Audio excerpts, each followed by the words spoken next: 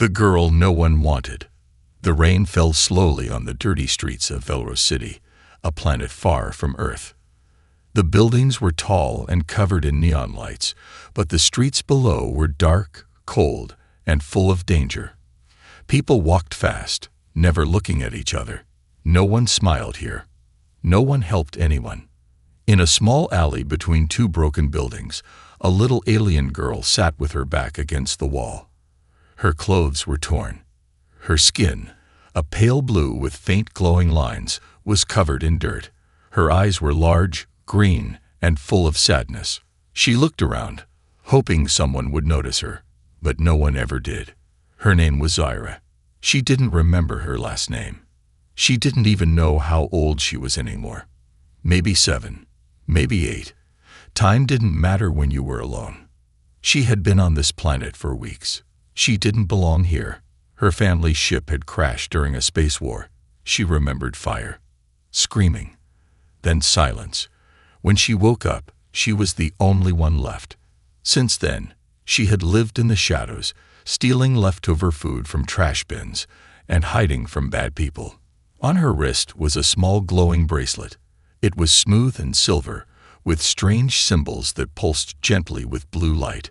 She always covered it with a piece of cloth. People looked at it with fear. Some called it cursed. Others said it was stolen tech. A few tried to rip it off her, but it wouldn't come off. It was part of her now. One day, she sat near a food stall, watching people eat hot dumplings and spicy noodles. Her stomach growled loudly. She hadn't eaten in 2 days. She moved closer, hoping someone would notice her and give her something. Instead, a woman yelled at her. "Go away, freak," she shouted, throwing a wet napkin at Zyra. "You're scaring my customers." Zyra ran back to the alley and sat down, her eyes full of tears. She pulled her knees to her chest and tried to sleep, even though the ground was cold. Later that night, 2 teenage boys came into the alley. They were laughing, carrying metal rods. "Look, it's the cursed girl again," one of them said. "Maybe we can sell that glowing thing on her wrist," the other one added. They came closer. Zyra backed away, shaking. "Please, don't." They didn't listen. One boy grabbed her arm. The other raised his rod. But before he could swing it, someone grabbed his wrist. The rod clanged to the ground. A tall man stood there in a dark coat. His eyes were calm but cold. His face had scars, and his hands were rough like a soldier's. "Walk away," he said. The boys hesitated. "Who are you?" one asked, trying to sound brave. The man didn't answer. He just stepped forward. The boys ran off. Zyra looked up at him, confused and scared. He kneeled down and looked at her bracelet. Then he looked into her eyes. "Are you hurt?" he asked. Zyra shook her head. He reached out his hand. For a moment, she didn't move. No one had ever offered her a hand before. Slowly, she reached out and touched his fingers. They were warm. The man lifted her gently. "Name's Jace," he said. "You don't belong here, do you?" Zyra stayed silent. "It's okay," he said softly. "You're safe now." He wrapped his coat around her and carried her out of the alley. The rain was still falling, but to Zyra, it felt less cold. As they walked through the city, Zyra looked at the lights, the people, the noise. Everything looked the same, except now she wasn't alone. She held onto Jace tightly, hiding her face in his chest. He didn't ask any more questions. He just walked. No one had helped Zyra before. But tonight, a human did. And that changed everything. The humans' secret mission. The city lights of Velros blinked behind them as Jace walked through the back alleys, holding Zyra close. The girl had fallen asleep in his arms, her body light as feathers, her breath slow and weak. Her small hands clutched his coat tightly, as if letting go would bring back the monsters. Jace looked down at her and frowned. He had seen many things in his life: wars, betrayals, destruction. But something about this little girl made him feel something he hadn't felt in years. Guilt. and maybe something even deeper. Hope. He reached an old, rusted building at the edge of the city. A broken sign above the door read, Kenzor's Parts and Power. A garage long forgotten by the people of Velrose. Jace pushed open the metal door with his boot and stepped inside. It was dark and dusty, filled with old machine parts and cracked screens. Light, he whispered. Tiny drones buzzed to life, glowing and floating up to the ceiling. Warm yellow light filled the room. He laid Zira on a makeshift bed made of blankets and worn pillows. She stirred a little but didn't wake up. Jace took off his coat and sat on a stool, rubbing his eyes. He hadn't meant to get involved. He never did, but something about the way she looked at him, like he was the first person she had ever trusted, stuck with him. He pulled out a small black cube from his pocket. It glowed faintly blue. Record log. Personal. Jace Stryker, he said. A soft beep responded. Day 84. Still on Velrose. Hiding from the syndicate. Looking for signs of the stolen children. No leads. Until today. He looked at Zira. Found a girl. Young. Alien. Alone. Wearing tech that shouldn't exist. The bracelet. It's not just a tracker. I think it's something more. Something alive. He ended the log and stood up. Jace moved closer to Zira. He gently unwrapped the cloth around her wrist. The silver bracelet shimmered under the light. It had no buttons, no screens. Just soft lines and pulsing light. Strange symbols ran around the edge. None he had ever seen in any human or alien database. He pulled out a scanner from a nearby toolbox and held it over the bracelet. The screen blinked. Then, static. Then, one word appeared. Royal signature detected. Jace froze. Royal. He looked at Zira again. She looked peaceful in sleep, but her face was thin, her skin bruised. She didn't look like royalty. She looked like a forgotten soul. Suddenly, the door creaked open behind him. Jace grabbed his weapon from the table and turned. Relax, it's just me, said a voice. An alien figure walked in. Tall, 4 arms, glowing red eyes. He wore a scarf that covered half his face. Vok, Jace said, lowering his gun. You're late. You're lucky I came at all, Vok replied. What is it this time? Jace pointed to Zira. Vok's eyes narrowed. A child. Not just a child. Look at her wrist. Vok moved closer and examined the bracelet. He stepped back. That symbol. It's from the lost moon of Darquess. Only one family had access to that tech. Which family? Jace asked. The creators of the zero-gravity core. The ones who vanished during the war. This girl, she might be the last one. Jace's heart pounded. He sat down slowly. So she's not cursed. She's important. And she's in danger. Vok nodded. If the syndicate finds out she's alive, they'll come for her. Not just to take the bracelet, but to silence her. They both looked at Zira. She stirred again, opening her eyes slowly. Jace leaned forward. Hey, you're safe. Do you remember anything? Where you're from? Zira blinked. Her voice was soft. I saw my mother. She was crying. She told me to run. She put the bracelet on me. She said it would protect me. Did she say anything else? Zira thought hard. She said, trust the stars and find the human. Jace and Vok looked at each other. She was looking for you, Vok whispered. Jace frowned. But why? Zira reached for his hand. Are you the good human? She asked. Jace didn't answer right away. For a moment, he didn't know. Then he squeezed her hand gently. I'll try to be. Outside, thunder rolled through the sky. Somewhere far away, a shadow moved in the city. A signal had been sent. Someone knew the bracelet had been activated. The hunters were coming. But this time, Zira was not alone. And Jace wasn't going to let anyone take her again. Hunted. Velrose never truly slept. The streets were always alive with flickering lights, distant sirens, and the soft hum of airships flying above the rooftops. In the shadows of the city, secrets moved quietly. And tonight, one secret had been found. Inside the old garage, Zara sat on a chair, swinging her small legs. She wore an oversized hoodie Jace had given her. It nearly reached her knees.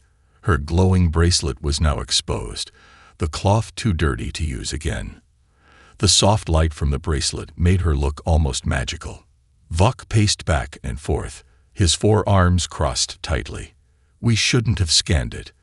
The moment that signal went out, someone picked it up. Jace was checking weapons, a plasma pistol, 2 stun grenades, a shock baton. Then we move fast, Jace said. We leave before they find us. Who is they? Zyra asked quietly. Jace paused. He looked at her, then crouched down to her level. People who don't care about good or bad. Only power. And they think your bracelet is power. Zara looked down. My mom said it's a gift, not a weapon. Then we protect it, Jace said. Suddenly, the lights in the garage flickered. Vok stopped pacing. A soft peeping came from the scanner. Movement, Vok whispered. South alley. 10 meters. Jace moved to the door and looked through a small camera feed. A group of 5 figures in black armor moved silently through the street. Their helmets glowed red. One of them raised a hand and signaled toward the garage. They're here, Jace said. He turned to Zara. Can you run? She nodded, her eyes wide. Good, he said. Stay behind me. Do exactly what I say. Vok opened a hatch in the floor. Old tunnel leads 2 blocks north. Not safe, but better than here. Jace grabbed Zara's hand. Go. Now. Just as they opened the hatch, the garage door exploded inward. Flames and metal flew across the room. Jace turned and fired his plasma pistol. 1 enemy dropped. Go, he shouted. Vok grabbed Zyra and pulled her down into the tunnel. Jace followed, firing as he went. The tunnel was dark and narrow, with low ceilings and dripping pipes. Zara ran as fast as her legs could carry her. Behind them, the sounds of boots and shouting echoed closer. They're not giving up, Vok yelled. They know what she is, Jace shouted back. They won't stop. As they turned a corner, a bright light shined ahead. Dead end, Vok shouted. Jace cursed under his breath. We go up. He pointed to an old metal ladder. He lifted Zyra up first. Climb. She climbed quickly, her small hands shaking. Vok followed. Jace fired a few more shots before climbing last. They came out onto a rooftop. The night air was cold. The stars above looked strange, like they were watching. Zara stood near the edge, panting. I don't want to be taken again. Jace placed a hand on her shoulder. You won't be. Suddenly, a hover drone flew over the rooftop. A bright spotlight hit them. Targets found. A robotic voice shouted. Vok threw a smoke bomb. The light vanished in thick gray clouds. Jace grabbed Zyra and ran across the rooftop. Lasers cut through the air behind them. They jumped over to the next building. Zara nearly slipped, but Jace caught her hand midair and pulled her up. You're okay, he said. What do they want from me? She cried. They want control, but we'll make sure they never get it. They reached an old warehouse and ducked inside. The place was full of rusted cargo crates. For a moment, it was quiet. Too quiet. Jace looked around. Then a voice echoed from the shadows. Give us the girl, and we'll let you live. A tall figure stepped forward. His armor was gold. His face was hidden by a helmet shaped like a skull. Zara belongs to us, he said. Zara hid behind Jace. Jace pointed his pistol. You'll have to go through me. The figure laughed. I was hoping you'd say that. He snapped his fingers. Doors slammed shut. More armored enemies surrounded them. Vok drew his weapons. This is a trap. Jace stood tall. Then let's break it. Blasters fired. Smoke filled the room. Zira screamed. In the chaos, something happened. Her bracelet began to glow brighter than ever before. The light grew until it lit up the entire warehouse. Everyone stopped. The skull-faced leader looked at her and whispered, "It's awakening." Then the ground shook, and a hidden memory inside Zira's mind unlocked. Memories of fire. The warehouse was still shaking. Light poured from Zira's bracelet like a silent scream. Blue waves of energy spun through the air, wrapping around her small body like glowing threads. The attackers stumbled back, shielding their eyes. Some dropped their weapons. One even collapsed, screaming as the energy passed over him. Then, suddenly, silence. Zira stood frozen. Her eyes were wide open, but her pupils had changed. They weren't green anymore. They were silver, reflecting a storm she couldn't see. She didn't hear Jace's voice calling her name. She didn't feel his hands shaking her gently. She was no longer in the warehouse. She was somewhere else, inside her own mind. It was warm. Too warm. The sound of alarms, of screaming. The walls were white, but they were burning. Flames curled through silver hallways. She saw her mother, tall, gentle, with the same glowing lines on her skin. Her voice echoed in Zira's mind like a forgotten lullaby. "You must go now," her mother had said. "They've come for the core. They'll destroy everything." Zira had cried, "I don't want to leave you." Her mother knelt down. "You are the last one who can protect it. You are more than you know. The bracelet will guide you." She placed the silver band on Zira's wrist. The moment it touched her skin, it locked in place. She felt a soft humming inside her bones. Find the stars. Find the human. The one who still has kindness in his heart. And then, the door exploded. Soldiers in black armor flooded the room. Her mother turned and faced them. She raised her hands, and the ground shook. Zira screamed. Back in the warehouse, Zira collapsed to the ground, gasping for air. "Zira." Jace caught her. Her skin was hot. Her breathing was fast. "What happened?" Vok asked, still holding his weapon. The attackers were gone. The leader in the skull helmet had vanished too, like the shadows had swallowed him whole. Jace held Zira close. She remembered something. I saw it in her eyes. Zira looked up at him, her voice weak. "I saw her, my mom. She gave me this, to protect something." Jace leaned in. "What is it protecting?" Zira looked at her wrist. "A cord," she whispered. "A piece of power that can control gravity. It can bend space." Vok stepped closer, shocked. "That's impossible. That tech was lost, destroyed in the war." She said, "People will kill for it," Zira added. But she didn't trust them. She trusted you. She looked at Jace. "Me?" he asked. She said, "The human with kindness. You're the only one who ever helped me." Jace sat back, breathing hard. He had joined the resistance years ago, then left when it fell apart. He didn't believe in heroes anymore. He didn't believe in saving the galaxy. But here was a little girl, trusting him with the most powerful secret in the universe. "We need to hide her," Vok said. "Far away. Planets with no names. Systems without maps." Jace shook his head. "No, that's what they want. To make her run forever." "Then what?" Vok asked. "We fight." Vok narrowed his eyes. "You want to start a war again?" "No," Jace said, standing up. "But if we run, they win. And she never gets to live free. I've done a lot of things I regret. But this one, I won't." Zira took his hand. "I don't want to be afraid anymore," she said. Jace looked down at her and nodded. "Then we stop running." Later that night, they reached an old satellite tower on the outskirts of the city. It was quiet, abandoned since the last galactic war. Jace and Vok worked to power up the communication systems. "What are we doing here?" Zira asked. "Sending a message," Jace said, "to someone who owes me a favor." "Who?" Her name's Captain Linya. She commands a rebel fleet. If anyone can help us get answers and protect you, it's her." He finished connecting wires and flipped the final switch. The screen glowed. Static. Then, connection. A woman's face appeared. Strong eyes. Sharp voice. "Who's calling?" "It's me, Jace," he said. "And I need help. This isn't just about me anymore."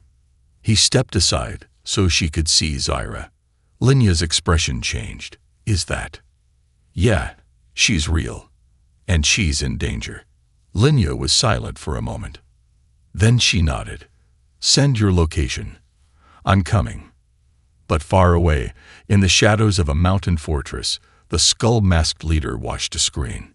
He played the moment Zyra's bracelet lit up, over and over. Behind him, a voice spoke.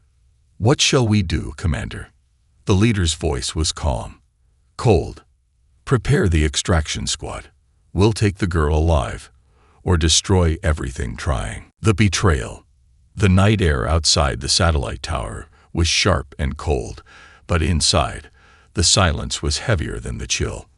Jace sat near the entrance, watching the stars through a cracked window. Zyra was asleep beside a pile of blankets, curled up and holding her bracelet like a stuffed toy. Vok was working on a tracking jammer at the back of the room. His fingers moved quickly, twisting wires and muttering in a low voice. They were waiting for Linya. Jace kept checking the time. The rebel captain had promised to arrive before midnight. She was late. Too late. Something didn't feel right. "We should have heard from her by now," Jace said quietly. Vok didn't look up. Space travel isn't always on time. Maybe she got delayed. "Or maybe we were found," Jace said, standing up. "I'm going to check the perimeter." He left through the side door and disappeared into the dark. Inside, Zyra stirred in her sleep. Her dreams were filled with light and whispers. Her mother's voice calling her name. And then something else. A different voice. Cold. Cruel. She sat up, breathing fast. "Jace," she called softly. But he wasn't there. Only Vok. He turned slowly from his work and smiled, but not the way he usually did. "You're awake," he said calmly. Zyra nodded. "Where's Jace?" "He's outside, checking the stars." She rubbed her eyes. "My bracelet. It feels hot." "May I see it?" Vok asked. She looked at him, confused. "Why?" He stepped closer. "Because it doesn't belong to you," he said. His voice was different now. Darker. Zyra backed away. "What do you mean?" Vok sighed. "You were just a child in the wrong place. And Jace, he's just a broken soldier pretending to be a hero." He pulled a small device from his pocket. A red light blinked on it. Zyra's eyes widened. "What is that?" "A locator," he whispered. "I sent the signal hours ago. They'll be here soon." Zyra screamed, but Vok grabbed her and covered her mouth. "Don't fight me, Zyra," he said. "You don't understand what that bracelet really is. Your mother created something far too powerful, and now too many people want it." Zyra bit his hand and broke free. She ran to the door, but before she could escape, it slammed open. Jace stood there, his gun raised, his eyes full of fire. "Step away from her," he said. Vok laughed. "So you figured it out." Jace walked in slowly. "You were with the syndicate the whole time." "Not always. I joined them after the rebellion died. They promised something you never could. Survival." "You betrayed us all," Jace said. Vok shrugged. "Maybe. But survival's better than being a forgotten hero." He reached for his weapon, but Jace was faster. A single blast hit Vok's shoulder. He fell back, screaming. Zyra ran into Jace's arms. "I trusted him," she cried. "He was your friend." Jace held her close. "Not anymore." They didn't have much time. Jace bound Vok's hands and dragged him to the corner. The red light on the locator was still blinking. Zara looked at him, trembling. They're coming, aren't they? Jace nodded. Yes. And they won't stop. He grabbed his communicator. Linya, do you copy? We've been compromised. Send backup now. Only static answered. Then, a voice that wasn't hers. A cold, familiar voice. You should have stayed hidden, Jace. It was the skull-faced commander. You think you can protect the girl, but you're wrong. She doesn't belong to you. She belongs to us. Zira stepped forward, her hands clenched. I'm not a thing. I'm not a weapon, and I don't belong to anyone. The commander laughed. We'll see how long your courage lasts when my ships arrive. The communicator went silent. Jace turned to Zira. We need to move. But she shook her head. No, I'm tired of running. He looked at her, surprised. I saw what the bracelet can do, she said. My mother gave it to me for a reason, and I'm not afraid anymore. Jace nodded slowly. Then we fight. Together. He handed her a small device. This will help amplify your energy. It's risky, but it might give us an edge. Outside, the sound of engines echoed through the sky. Lights in the distance, ships approaching fast. Jace readied his weapons. Zira closed her eyes and touched the bracelet. It pulsed brighter than ever. She was no longer just the abandoned girl. She was becoming something more. And this time, the galaxy would know her name. The Betrayal. The night air outside the satellite tower was sharp and cold, but inside, the silence was heavier than the chill. Jace sat near the entrance, watching the stars through a cracked window. Zira was asleep beside a pile of blankets, curled up and holding her bracelet like a stuffed toy. Vok was working on a tracking jammer at the back of the room. His fingers moved quickly, twisting wires and muttering in a low voice. They were waiting for Linya. Jace kept checking the time. The rebel captain had promised to arrive before midnight. She was late. Too late. Something didn't feel right. We should have heard from her by now, Jace said quietly. Vok didn't look up. Space travel isn't always on time. Maybe she got delayed. Or maybe we were found, Jace said, standing up. I'm going to check the perimeter. He left through the side door and disappeared into the dark. Inside, Zara stirred in her sleep. Her dreams were filled with light and whispers. Her mother's voice calling her name. And then something else. A different voice. Cold. Cruel. She sat up, breathing fast. Jace. She called softly. But he wasn't there. Only Vok. He turned slowly from his work and smiled, but not the way he usually did. You're awake, he said calmly. Zira nodded. Where's Jace? He's outside, checking the stars. She rubbed her eyes. My bracelet. It feels hot. May I see it? Vok asked. She looked at him, confused. Why? He stepped closer. Because it doesn't belong to you, he said. His voice was different now. Darker. Zira backed away. What do you mean? Vok sighed. You were just a child in the wrong place. And Jace, he's just a broken soldier pretending to be a hero. He pulled a small device from his pocket. A red light blinked on it. Zira's eyes widened. What is that? A locator, he whispered. I sent the signal hours ago. They'll be here soon. Zira screamed, but Vok grabbed her and covered her mouth. Don't fight me, Zira, he said. You don't understand what that bracelet really is. Your mother created something far too powerful, and now too many people want it. Zira bit his hand and broke free. She ran to the door, but before she could escape, it slammed open. Jace stood there, his gun raised, his eyes full of fire. Step away from her, he said. Vok laughed. So you figured it out. Jace walked in slowly. You were with the syndicate the whole time. Not always. I joined them after the rebellion died. They promised something you never could. Survival. You betrayed us all, Jace said. Vox shrugged. Maybe. But survival's better than being a forgotten hero. He reached for his weapon, but Jace was faster. A single blast hit Vox's shoulder. He fell back, screaming. Zira ran into Jace's arms. I trusted him, she cried. He was your friend. Jace held her close. Not anymore. They didn't have much time. Jace bound Vox's hands and dragged him to the corner. The red light on the locator was still blinking.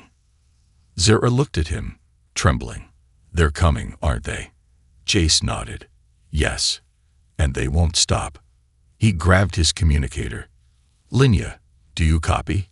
We've been compromised. Send backup now. Only static answered. Then, a voice that wasn't hers. A cold, familiar voice. You should have stayed hidden, Jace. It was the skull-faced commander. You think you can protect the girl, but you're wrong. She doesn't belong to you. She belongs to us. Zira stepped forward, her hands clenched. I'm not a thing. I'm not a weapon, and I don't belong to anyone. The commander laughed. We'll see how long your courage lasts when my ships arrive. The communicator went silent. Jace turned to Zira. We need to move. But she shook her head. No, I'm tired of running. He looked at her, surprised. I saw what the bracelet can do, she said. My mother gave it to me for a reason, and I'm not afraid anymore. Jace nodded slowly. Then we fight. Together. He handed her a small device. This will help amplify your energy. It's risky, but it might give us an edge. Outside, the sound of engines echoed through the sky. Lights in the distance, ships approaching fast. Jace readied his weapons. Zira closed her eyes and touched the bracelet. It pulsed brighter than ever. She was no longer just the abandoned girl. She was becoming something more. And this time, the galaxy would know her name. The storm breaks. The wind howled across the abandoned satellite tower as thunder rolled over Velros City. Clouds hummed low like angry monsters, flashing with lightning. The ground trembled as enemy dropships cut through the clouds above, moving like silent sharks in the sky. Zira stood by the window, watching the dark ships descend. She wasn't shaking anymore. Not like before. Her hands were clenched. Her bracelet glowed, stronger and steadier than ever. The symbols along the band shifted and turned on their own, like they were waking up after a long sleep. Jace loaded the last of his weapons. Plasma rifles, EMP grenades, and one final pulse mine, a powerful blast that could wipe out an entire building. This is it, he said. They'll hit us from all sides. Zira turned to him. We fight back. Jace looked at her, surprised. Are you sure? Yes, she whispered. I don't want to run anymore. Vox groaned from where he was tied in the corner, his injured shoulder bleeding. You're both fools, he spat. You can't win. They'll take her. And they'll tear this place apart to find the core. Jace walked over and stared at him. Maybe. But at least we won't go down hiding in the shadows. Outside, the ships landed with heavy thuds. Doors slid open. Dozens of black-armored soldiers marched out. Their weapons were long and deadly, their helmets glowing red like demons in the dark. At the center of the force stood the skull-faced commander. He raised one hand. Take the girl, he said. Inside, Jace pulled Zira behind a metal console. You stay close. Protect yourself. Use the bracelet if you have to. Zira nodded. Then, the doors exploded. Metal flew everywhere. Smoke filled the room. Jace opened fire. The first wave of soldiers rushed in, but Jace moved like a shadow, fast, silent, deadly. He dropped 3 before they could even aim. But there were too many. Zira pressed her back to the wall. Her heart was beating fast, not in fear. In focus, she raised her wrist. The bracelet responded. A soft hum. Then a spark. Then a blast of blue energy. One of the soldiers was knocked back across the room. Another froze mid-step, his body locked in the air like he had turned to stone. Zira stepped forward. The symbols on the bracelet turned white-hot. She raised her hand again, and the floor shifted. The gravity changed. Every soldier around her began to float. Their guns slipped from their hands. They struggled, kicking in the air like swimmers drowning in space. Jace stared in disbelief. "You're controlling it." Zira nodded slowly. "I can feel it. Like it's part of me." She turned her hand slightly, and the floating enemies crashed into the walls like dolls thrown by a child. For a moment, there was silence. Then a slow clap echoed through the chamber. The skull-faced commander stepped inside. His voice was calm, almost amused. "Impressive. Very impressive." Zira took a step forward. "I won't let you take me." The commander smiled beneath his mask. "You misunderstand. I don't want you. I want what's inside you. The core. Your body is just the container." He raised a strange device, long and needle-shaped, glowing with red light. "This will pull the core from your system. It will hurt, but you'll survive." Zira narrowed her eyes. "No," she said, "you won't." And then the ground shook. Hard. The entire building rumbled as a new wave of energy burst from Zira's bracelet. A deep tone filled the air, vibrating in their bones. The bracelet changed shape. It unfolded like a flower, wrapping up her arm. Thin wires slid over her fingers, forming a glove of light and steel. And in her palm, a pulse of energy, forming into a glowing sphere. The gravity around her bent and twisted. Objects nearby floated, then slammed to the floor. "She's reaching phase 2, the commander said, stepping back. Zira raised her hand. The pulse exploded from her palm like a wave. It threw the commander off his feet and shattered the back wall of the tower. Wind and rain poured in. The storm outside entered like a wild beast. Jace ran to her. "Are you okay?" Zira fell to her knees, breathing hard. "I think. I opened it. The true core. My mom said it would only activate when I stopped being afraid." She looked up at him. "I'm not afraid anymore." Far above, in the rebel skies, a fleet of ships entered the Velros atmosphere. Captain Linya stood at the window of her flagship, staring down. "Target confirmed," she said.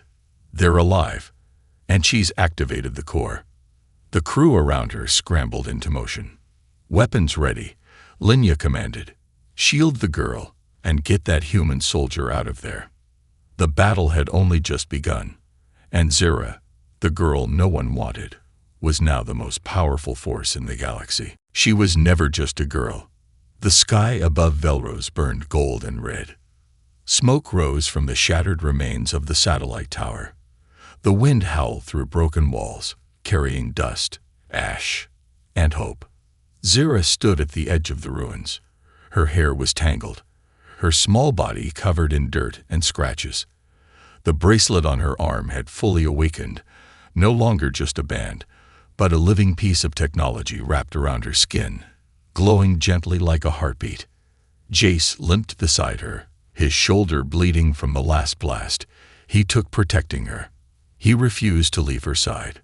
Behind them, the remains of the enemy forces were scattered across the ground. Some had escaped. Others weren't so lucky. The skull-faced commander lay unconscious beneath fallen beams, his weapon shattered, his power gone. Zira looked down at him with no anger, just sadness. "He thought I was a thing," she whispered, "not a person." Jace nodded. "People like him always do." She turned to him. "But I'm not just a person either, am I?" He looked at her, his eyes tired but steady. "No," he said softly, "you're something more." Just then, the sky cracked open. Dozens of rebel ships burst through the clouds, engines glowing like stars. At the center of the fleet flew a sleek silver cruiser, and from it descended a ramp. Captain Linya stepped out, her uniform sharp, her expression unreadable. She walked straight to Zira. The girl stood still as Linya knelt before her. "You did something none of us could." the captain said. "You activated the core." Zura's voice was quiet. "I didn't want to. I just wanted to survive." Linya looked at her carefully. "You didn't just survive. You saved this world. And maybe others." Zura turned to Hayes. "I didn't do it alone." Linya glanced at him and nodded. "We know who he is. We've watched him. He's more than a soldier. He's my family," Zira said simply. Linya stood up. "We'd like to take you both with us. Protect you. Help you understand what that tech really is." Zira looked at Hayes. He smiled. "Your choice, kid." Zira took a long breath. "Can we go to Earth?" Linya blinked. "Earth? Why?" Zira looked at the sunrise. "I want to see blue skies, real trees. I want to feel the wind on my face without smoke in it." Jace placed a hand on her shoulder. "Then that's where we'll go." Weeks passed. News of the battle spread across the galaxy. The girl with the glowing bracelet became a legend. Some called her a miracle. Others called her a threat. But to the people who met her, she was simply Zira, the girl who reminded everyone that power doesn't come from weapons, but from heart. On Earth, in a small house near the mountains, Zira sat in a field of wildflowers. She laughed as a breeze passed through her hair. Her bracelet shimmered like sunlight. Jace was nearby, fixing an old satellite dish with a toolbox. He wore a new shirt, clean for once, and a peaceful smile. They weren't running anymore. They weren't hiding. They were healing. That evening, as the stars blinked awake above them, Zira sat beside Jace on the porch. "Do you ever miss the old days?" she asked. "The battles?" He smiled. "No. The people." "Sometimes," he admitted. "But mostly, I'm just glad you're safe." Zira leaned her head on his arm. "Do you think she'd be proud?" she asked. Jace looked up at the sky. "Your mom," he asked. "She'd be proud of everything you've done, and everything you'll still do." Zira looked down at the bracelet. "It's quiet now. Maybe it knows the storm is over." She nodded slowly. "But I'll still train, just in case." Jace chuckled. "Of course you will." Far above Earth, in the silence of deep space, a signal blinked once on an old satellite. A piece of forgotten tech stirred awake. The galaxy was changing, and the girl who had once been abandoned in an alley was now part of something much bigger. But for tonight, she was just a child under the stars, safe, free, and finally,